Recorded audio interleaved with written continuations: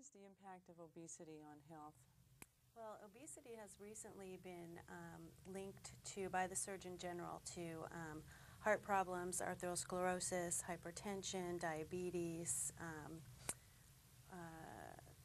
tooth decay, all sorts of fatigue.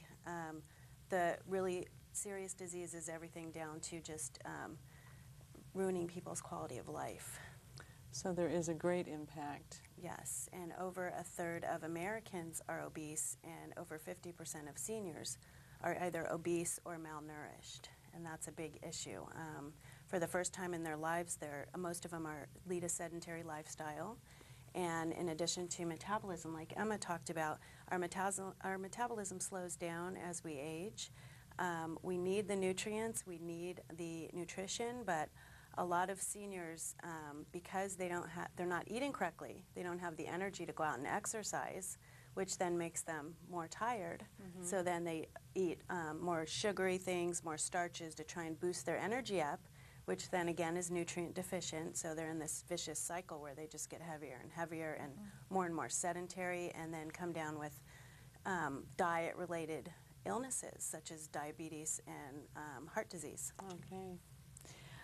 Julie, what are the factors affecting food choices for seniors? You sort of mentioned.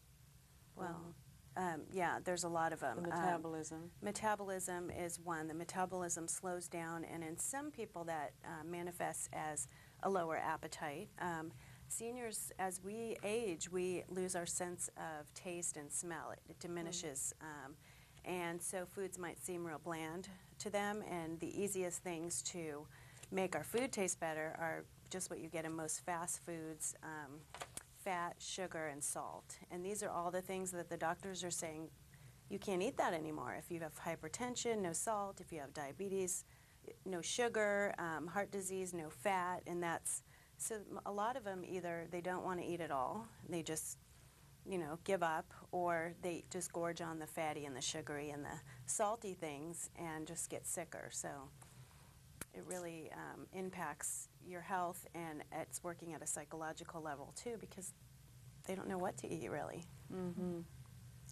Well, regarding metabolism changes and the increase in American diets calorically over the years, what does this mean in terms of meal portion sizes, Emma? Oh my goodness, that's such a large subject to talk about. Large portion. Today we're supersized, oversized. From restaurant foods, they teach us that the Jamba juices that are 24 ounces, it's a normal size. Our children, our teenagers, even adults, we're all thinking that when we go to these restaurants, they give us a portion like pasta. Instead of giving us one size portion, they're actually giving us a 3-serving portion, enough for 3 meals. And that's happening in packaged food, in restaurant food, and it's almost an education that we're taking that home with us. We're thinking that these are the sizes we should eat. If you do, I just recently did a study on portion control, and what I found is that we used to eat in each of our meals a quarter less to maybe even half of food less than what we used to eat. That's what we should be eating, less. And portion has so much to do with, you can go and exercise, but if you don't change your portions, you're not going to lose the weight. You're not going to bring your blood pressure down. You're not going to bring your cholesterol down.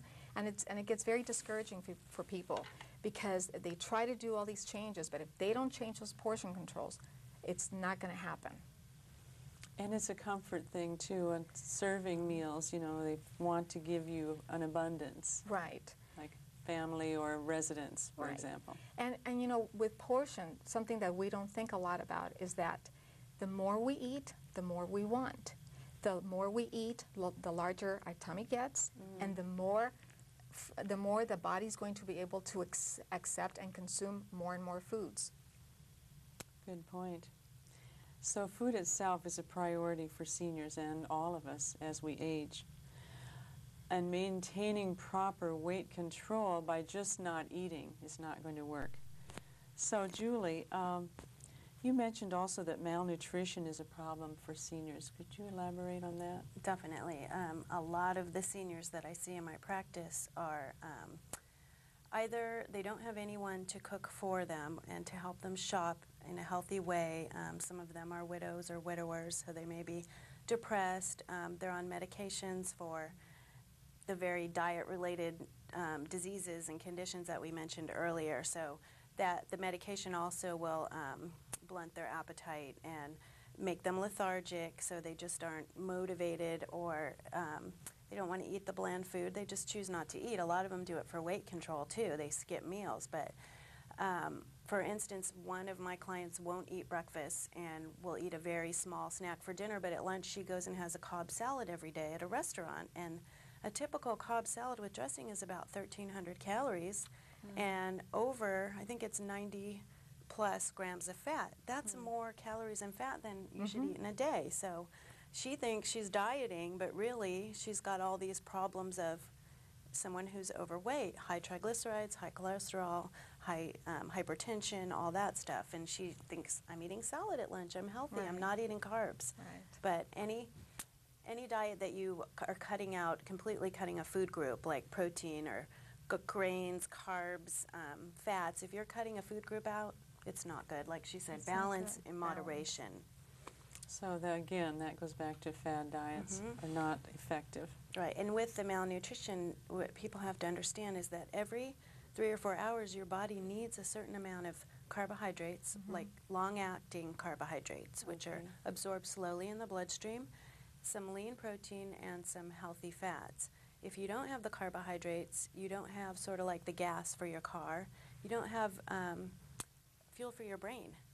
And that's one of the most important things as we get older that diminishes is our ability to, our cognitive function. So a lot of people are cutting carbs these days and trying to be on the low-carb diets, and they're not, you know, they really can't think as sharp as they used to. They don't know that it's related. So I know I'm always leery of, you know, when people say, oh, but I'm losing weight. But I know my sister went on that and lost weight, and she said, you know what, my fingernails are not in good shape anymore. And I'm going, oh, duh, something's wrong.